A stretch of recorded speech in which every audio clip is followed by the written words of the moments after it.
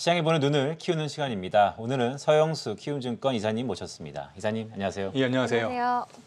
반갑습니다. 반갑습니다. 네, 사실 글로벌리 이제는 저금리 시대를 탈피했다라는 것이 이제 현실화된 것 같습니다. 네. 은행들의 대출금리도 역시 올려야 된다는 리포트를 쓰신 것 같은데요. 그렇죠. 예. 좀 더 자세히 말씀을 좀 주시죠. 우선 아셔야 될 거는 전 세계 주요 국가 중에서 코로나 위기 이후에 돈을 가장 많이 푼 나라가 어딜까요? 미국 아닐까요? 예, 미국인데 미국 다음으로 사실 한국이 꼽혀요. 네. 그리고 GDP 미국, 대비 비중 자체가 좀 많이 풀렸다는 말씀이시죠? 그렇겠죠. 부채의 절대 증가율 수준에서 이렇게 보면 되고요. 특히 주목해야 될 거는 미국은 돈을 재정을 통해서 풀었잖아요. 네. 그래서 미국의 경우에는 인플레이션이 굉장히 중요한 이슈로 부각되고 있고요.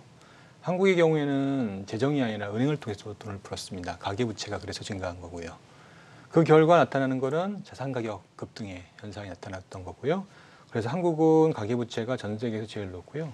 그리고 이에 따른 집값 상승도 전 세계에서 제일 높은 수준에 있습니다. 결국에는 그 얘기는 한국의 금융의 불안정성이 어느 나라보다 높다고 얘기할 수 있겠죠. 우리가 주목해야 될 거는 글로벌리 지금 돈을 너무 많이 풀어서 돈을 좀 회수해야 되는 상황이잖아요. 그렇죠? 그러면은 돈을 회수할 때 아무래도 돈을 제일 많이 푼 나라가 제일 위험에 처할 수 있겠죠.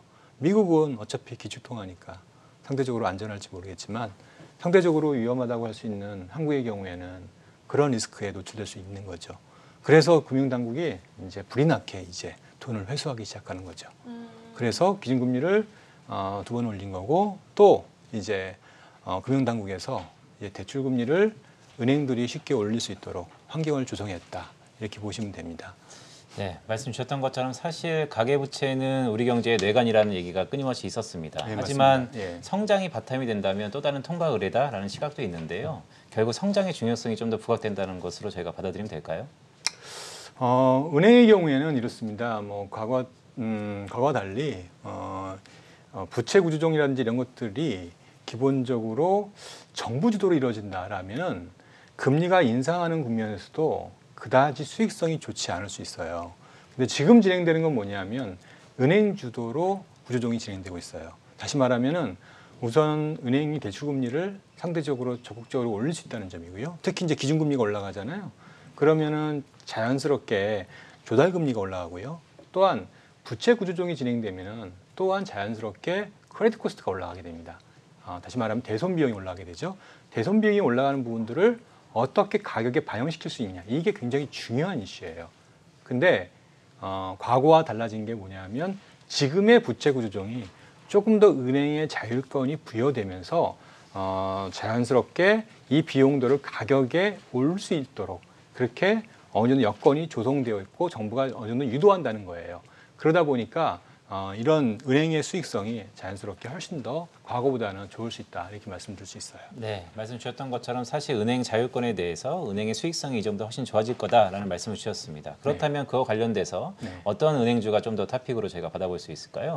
아무래도 2022년 금융환경은 2021년에 비해서 그다지 좋지 않을 것으로 보여집니다. 우선 금리를 올리게 되고 유동성을 축소하게 되면 그만큼 이제 여러 가지 리스크가 발생하게 된다. 제일 먼저 발생하는 게 아무래도 크레딧 리스크라고 얘기했잖아요. 그 크레딧 리스크 중에서 가장 많이 받는 게 은행 입장에서야 서프라임이 아니라 프라임을 이제 서비스를 하는데 서프라임을 서비스하는 비은행 입장에서 본다는 상당히 리스크가 커질 수 있는 거고요. 또한 부채 구조조정이라는 것은 집값의 안정과 연결된 부분이거든요. 집값이 하향 안정화되는 경우에는 아무래도 이제 부동산 PF라든지 부동산 금융의 리스크가 높아지게 됩니다.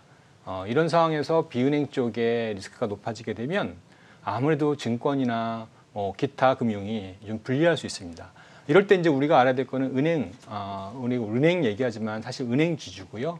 종합금융그룹이다라고 볼 수 있는데 여기에서 우리가 포인트를 봐야 될 것은 아무래도 은행의 비중이 높은 금융지주가 상대적으로 유리하고요. 나아가서 최근에 이제 집값이 하향 안정화될 경우에는 지방 지역의 부동산 가격이 조금 더 리스크가 높아지거든요. 그런 이유 때문에 상대적으로 지방보다는 이제 시중은행 지주가 훨씬 더 유리하다 이렇게 말씀드리고요. 그런 측면에서 우리가 뽑는다라면 KB하고 우리금융이 상대적으로 투자 매력도 높다 이렇게 말씀드릴 수 있습니다. 네, KB금융과 우리금융지주를 또 토픽으로 제시해 주셨는데요. 네. 사실 금융주 하면은 이 부분을 얘기를 안 할 수가 없어요. 배당 이야기요. 네네. 사실 개인분들이 금융주를 손에 참 뻗기가 매수 버튼을 누르기가 참 쉽지는 않은 종목이긴 하거든요. 그런데 네네. 배당적인 부분을 생각하면 메리트가 있죠. 네. 사실 4대 금융지주의 배당 수익이 현재 6%대 수익률을 바라보고 있다고 하는데 지금 시점에서 기대감이 높은 만큼 배당락에 대해서 우려감도 큰 게 사실입니다. 전략을 좀 어떻게 가져가는 게 좋을까요?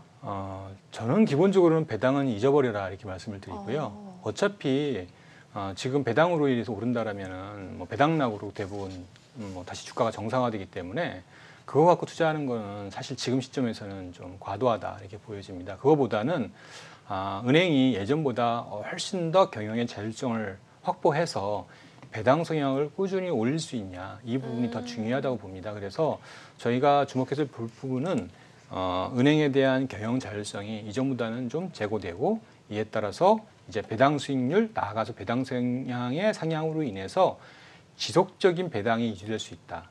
이 부분이 우리가 이제 신뢰를 가졌을 때 은행주가 리레이팅 된다 이렇게 이해하시면 될 거예요. 네. 금리 인상기의 은행주에 대한 매력도가 높은 것은 어떻게 보면 자연스러운 현상 같습니다. 또한 성장주냐 가치주냐에 놀할 때 은행주를 우리가 흔히 가치주라고 판단하죠. 내일부터 FOMC가 열립니다. FOMC 이후에 성장주에서 가치구로의 큰 패러다임의 변화가 또다시 일어날 거다라는 시각도 있는데요. 그에 관해서는 어떻게 생각하시나요? 글쎄 우선 기준금리 인상의 속도의 문제겠죠. 아무래도 미국이 빠른 속도로 돈을 회수하게 되면 아마 은행도 쉽지는 않아 보여요. 그렇지 않고 아마 이제 기준금리 인상을 천천히 한다든지 전반적으로 점진적으로 유동성을 축소한다라면 은행 입장에서는 상대적으로 유리한 위치에 있지 않을까 그렇게 보여집니다. 특히 이런 상황이 되면 정부가 적극적으로 부채 구조조정을 통해서 시장의 위험을 줄일 수 있거든요. 이런 부분들은 오히려 은행 입장에서는 긍정적으로 작용할 수 있다 이렇게 말씀드릴 수 있어요. 네, 그리고 카카오뱅크에 대한 이야기도 안 해볼 수가 없을 것 같아요. 3분기 일단 최대 수익을 달성은 했거든요. 그런데 그러한 부분이 충분히 주가에 반영은 못 되는 것 같아요. 일단 뭐 대출 규제라든지 뭐 중금리 확대가 지금 지속적인 리스크 요인이 되는 건 아닌지라는 우려감이 상존해 있어요. 어떻게 보세요? 우선은 카카오뱅크와 카카오페이 같은 이렇게 뉴 컴퍼니들은 우선 이해할 부분이 금융이라는 것은 이런 새로운 회사들이 등장했을 때 충분히 경쟁력을 확보할 수 있는 그런 상황이에요.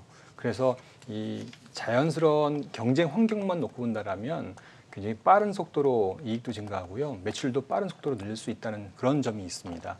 다만 아셔야 될 거는 요거는 정부의 개입이 없을 때만 존재합니다. 지금 이렇게 카카오뱅크나 카카오뱅크가 급성장할 수 있었던 건 뭐냐면 정부의 정책이 과거보다는 달리 소비자 편익 중심으로 금융 혁신 중심으로 정책이 나왔기 때문인데요. 이거는 반대의 여러 가지 부작용이 나타났죠. 가장 큰 게 뭘까요? 결국에는 가계부채 문제예요.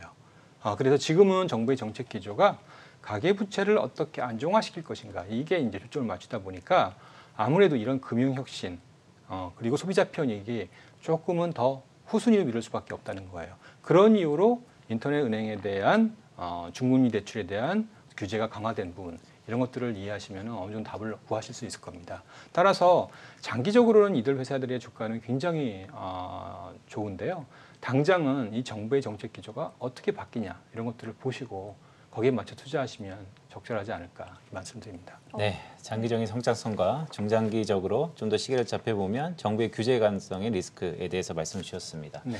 사실 서영수 이사가 그러면 금융 부분의 최고의 애널리스트이면서 말씀을요. 최근 들어서 부동산 관련돼서 레포트를 좀 많이 내셨어요. 좀 네. 특이한 경우인데요. 부동산 공급이 매우 좀 수직적이지 않습니까? 그와 네. 관련돼서 부채 그리고 은행주와의 관계를 좀 더 쉽게 설명한다면 어떻게 할 수 있을까요?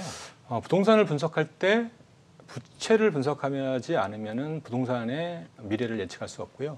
또한 은행을 분석할 때 부동산을 모른다라면 은행을 분석할 수 없다. 저는 그렇게 보고 있습니다. 그래서 오랫동안 저희는 부동산과 은행을 한 몸으로 생각해서요. 계속 분석을 해왔습니다. 당연히 부동산 시장이 급락하거나 급등하거나 이렇게 된다라면 은행 입장에서는 상당히 큰 위험을 가질 수밖에 없거든요.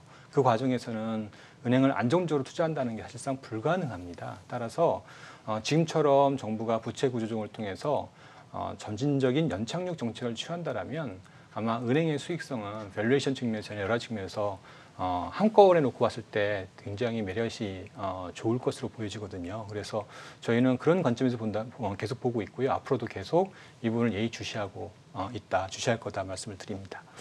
네, 그런데 부채 이야기가 나와서 그런데 부채 유동성, 부채 구조 조정을 통한 이 유동성 흡수가 네. 또 자산 시장에는 위험을 줄 수 있다라고 또 쓰셨어요, 리포트에서. 그렇죠. 그러면은 지금 시점에서도 유동성이 이렇게 많이 준 우리 주식 시장인데 그때 돼서는 얼마나 또 치명적일까요?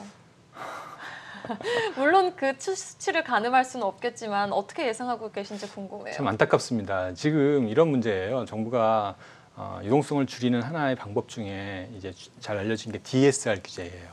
DSR 규제는 원래 총체적 원리금 상환 비율이란 말이에요. 모든 부채를 가지고 한도를 정하는 건데 아쉽게도 실질적으로는 주택담보대출과 신용대출 두 개만 포함되어 있어요.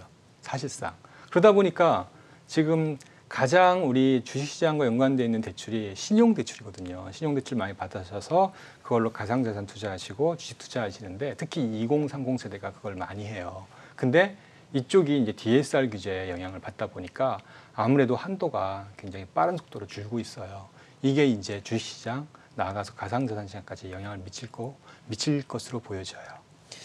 네, 이사님 마지막 질문을 좀 드려야 될 것 네네. 같습니다. 사실 올해 애널리스트를 하셨었잖아요. 제가 네. 보니까 금융이라는 것이 딱히 정의 내리기 어려울 수도 있지만 네. 결국 금융시장은 자금의 동맥, 자금줄인 것 같습니다. 맞습니다. 하지만 포스트 코로나 이후에 많은 산업들의 플랫폼화되고 있고 변화가 일어나고 있는데요. 금융의 미래상은 어떨까요? 제일 어려운 질문 하셨네요. 우선은 두 가지가 있습니다. 하나는 이제 금융의 안정. 그러니까 금융의 역할은 한편으로는 개인의 재산을 보호하는 그런 기능이 하나 있어요. 근데 그동안 우리는 금융을 경기 부양과 자원의 배분 이런 쪽에 초점을 맞춰졌거든요. 그 결과가 부채의 증가로 연결되었거든요. 그래서 지금 새로운 인식의 변화가 필요한 시점이에요. 그래서 미국 등 선진국처럼 우리나라의 은행도 점점 이 인식을 바꿔서 어떻게 보면은 금융 안정, 개인의 재산 보호 이런 쪽, 그 다음에 뭐 세금 탈루 이런 문제들을 이제 해소하는 그런 정도로 흘러가지 않을까 생각이 돼요. 그래서 우리가 이제 일방적으로 소비자 편익, 편리함은 다 좋은 거다 이렇게 생각했잖아요. 이제는 그렇게 보시면 안 된다 말씀을 좀 드리고요. 향후에 이제 그런 것들이 어느 정도 잘 정책되냐가 제가 보기에는 금융산업을 보고 그 다음에 향후 주가 전망할 때 중요한 요소가 되지 않을까 그렇게 말씀을 드릴 수 있을 것 같아요. 네, 오늘 금융 관련해서 아주 깊은 이야기 감명받았습니다. 다음번에 또 나와주셨으면 좋겠네요. 지금까지 키움증권 서영수 이사와 함께했습니다. 오늘 말씀 고맙습니다. 네, 코스피가 낙폭 많이 줄였습니다. 코스닥도 여전히 1000선 부근을 등락 거듭하고 있는데요. 계속해서 1000선 포인트 만회할 수 있을지 여부가 마감 포인트가 되겠습니다. 자, 이어지는 성공투자 오후 증시에서 계속해서 저희와 함께해 주시죠. 오늘 나이투자 준비한 소식은 여기까지입니다. 함께해 주신 여러분 고맙습니다.